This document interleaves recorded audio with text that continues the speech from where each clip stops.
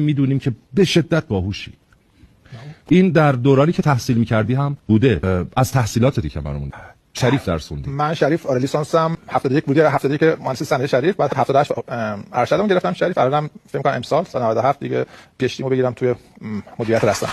همین الان هم استاد دانشگاهی تدریس میکنی؟ چه رشته‌ای؟ همون زبان تخصصی مهندسی صنایع. خودت یه جایی گفتی که با این حجمی که درس خوندی و جلو رفتی که من شب امتحانی بودم. آره من بیشتر شب امتحان فرق ولی ما فرقمون با همینه که تو شب امتحانی بودی میگرفتی 20، منم شب امتحانی بودم میگرفتم 25 صدم.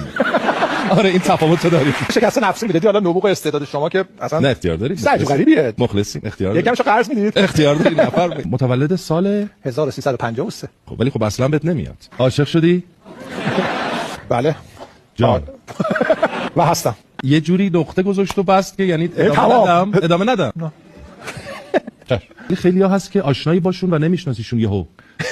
آره یه چیزی داره، مثلا یک کسی که میشناسه قشنگ سالها 100 بار دیدتش بعد یهو نمیشناسش. امروز هم پشت صحنه مواجه شدم گفتم مدیری هستم.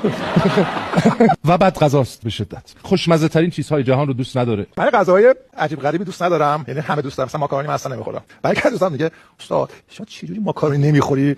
آره واقعا چجوری ماکارونی نمیخوری. ولی چیزاییه که هیچکی دوست نداره یا خیلی دوست ندارن رو دوست داره. مثلا تو جیبش کشکه قره قروته مثلا میده نمیدونم